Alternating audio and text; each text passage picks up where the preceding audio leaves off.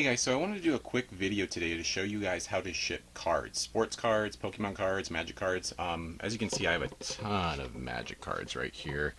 Also working on some sports stuff and some Pokemon stuff. But a lot of people have asked me, like, how do you ship them in plain white envelopes? eBay's new way of shipping is only 51 cents, 71 cents, 91 cents, depending on how many ounces it is. So I'm going to give you guys a video of how to do that safely and cheap. So let's get started. Okay, so I have everything laid out that we'll be using. Just plain white sheets of paper. We have our just standard envelopes. These are self-sealing, so I don't have to, wet down or lick like 100 different envelopes a day. We have two different variations of card holders. So these are a little bit softer, a little more flexible. If you have a stack of cards that you're going to send, I use these mostly. If you have like only one, two, maybe three cards, I'll use these top loaders. Ultra Pro makes them, and there's a few different other companies that make them, but these is what we're going to use at first, and then I'll show you if we have like a stack of cards how to use these. Okay. We have team bags, two different sizes. This is a standard size for the top loader right here, and this is a little bit larger for these more flexible ones. You can use these on this, they'll just kind of fold over, so I've actually converted to only buying these. Just because I don't want to have to keep two different ones in stock. And then we just have regular tape, a pen, and painter's tape. You don't have to use painter's tape, okay? I do because when you put it on here, if you use the regular tape, it'll create like a sticky residue on here, and it's nice to be able to reuse these. If you get them sent to you or if someone sends them to you, sometimes you want to display the card in them. It's just nicer, and honestly, painter's tape is cheap. You can get it on eBay, Amazon, you can get it, Walmart, Target, anywhere. So I do it. It's just a little bit better for the customer. So let's go ahead and get started here. Show you how to do it. So we're going to start with just one card. I'll start with Pokemon. These cards tend to be a little less thick than, like, let's say like your baseball or your MLB cards. Same thing with Magic cards. They're a little less thick, a little more wavy. I'm just using some standard like energy and just some standard like land cards, and nothing really special here with any of these. So even if they get kind of messed up or you see me handle them kind of rough, like, there's nothing really special inside here. So what we're going to do is we're going to grab our top loader. We're going to grab a penny sleeve. Oh, I almost forgot that too. We need penny sleeves. Let me go grab one.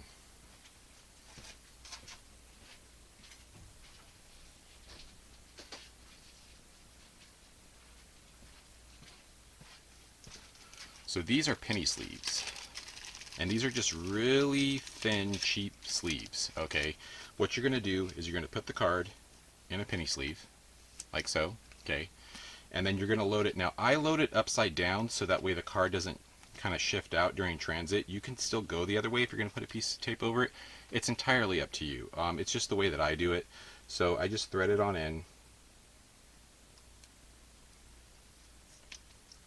and then once it's in there, just make sure it's nice and secure. And then what we're going to do is take our piece of painter's tape, just a little tab of it. You don't need a lot, just maybe about that much. Put the painter's tape on the end, and this just helps seal it from, like, maybe if it was going to try and come out, the painter's tape will stop it. And the same thing is that painter's tape doesn't really stick to things, so it's easier too that if for some reason you loaded it the other way where the card top was here and the card top hit it, it may not leave like a sticky residue. So if you were sending a little more high-end card, it would probably be better than using something like this, which is just a really cheap type of tape that will stick to it. So we're going to go ahead and get a team bag. I'm just going to use the larger bags in this example. You can get these smaller ones if you want to, but like I said, it's kind of pointless to keep two different types in stock. You just put it right inside the team bag. Some people don't use team bags. I do because it seals it, and if, let's say, so like with shipping in a standard envelope, your mailman, if it's raining, will carry this out in the rain and it will get wet. So if there's a chance that a little water residue could get in here, it could ruin the card. I do this as an extra layer of protection because once it's sealed in this plastic, the odds of the water getting in are really bad unless they like leave it in a puddle or something.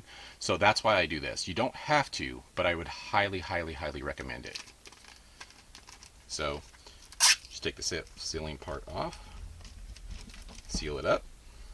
Then you're going to take your piece of paper, just kind of center it,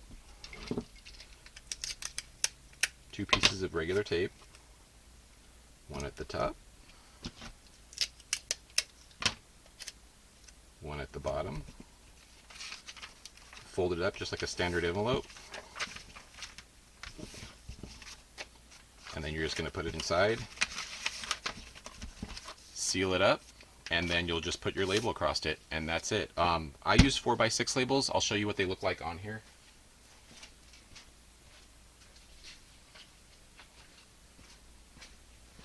So this is just a blank 4x6 label. The way that I do it is it'll print out over here, and it just fits perfectly right on here. So it'll have my return address, the address of the buyer, the little eBay thing, and it'll have the tracking number up here. And then that's how I send it off, just like that. If you only have like maybe 1 to 3 cards with a top loader, you'll generally be an ounce or under, sometimes 4 cards even. Just kind of depends on the paper weight of the actual and thickness of the card itself. Sports cards can be a little heavier. These cards you can probably get 4, maybe even 5. Now let's say same scenario, but you want, let's say a buyer buys 1, 2, 3, 4, 5, 6, let's say 7 cards. So you're not going to be able to load this into here. It's going to be, I'm saying if you try doing it, you might end up bending the cards and damaging it. You still will use a penny sleeve, okay? So you're going to take your whole lot of cards, put them into your penny sleeve, just to kind of like seal them. Then you're going to take one of these little more floppier ones right here, and you're going to load it. Now I top load these because I don't want to damage them, and you have to kind of press down a little more with these if you're putting like a pack of cards in, and you don't want to be too rough with them. So once you see that they're in there, I use painter's tape, and I would only use painter's tape for this way because it's top loaded. I don't want it getting stuck to the card or anything. Then all I do is I seal the top like so, and this locks the cards, as you can see, in there. I flip it around, 1, 2. Same thing as before. We're gonna get our team bag. It goes inside the team bag. You're gonna seal it up inside here, and then, like we did last time, tape at the top, tape at the bottom, fold it into the envelope. I've shipped about up to 10 cards, like smaller cards in here. No damages. Post office didn't kick it back. I've been shipping thousands of these cards now for months, so this works. I'm saying if you have a problem with your local post office, there might be an issue, but that's how it works for me. Now, if the price of the card does go over $20 for a single card or $50 for a lot, then you have to send it first class. So if you do, or if it's a really expensive card, I use these. I'll show them to you. These are just flat CD mailers. They're like, they're kind of rigid. I take one of these. I'll take my where's the card at? Oh. I'll take, let's say like this was like a really expensive card.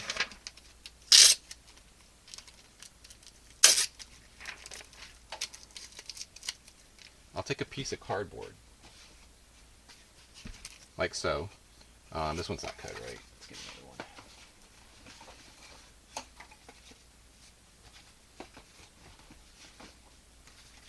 Right here, piece of cardboard like this. I tape it to the cardboard. I'm just going to do 2 pieces of tape, but normally I tape like here, here, here, and here, because it is going to generally be a more expensive card. And then what I do is I just fold the cardboard over, fold it again, kind of lock it in there, and then I'll put a piece of tape. Usually I use like packing tape, and then I'll put it inside this, and this is just a rigid CD mailer. I'll fold it up, and as you can see, this is not going to bend or get damaged. It's perfect in this.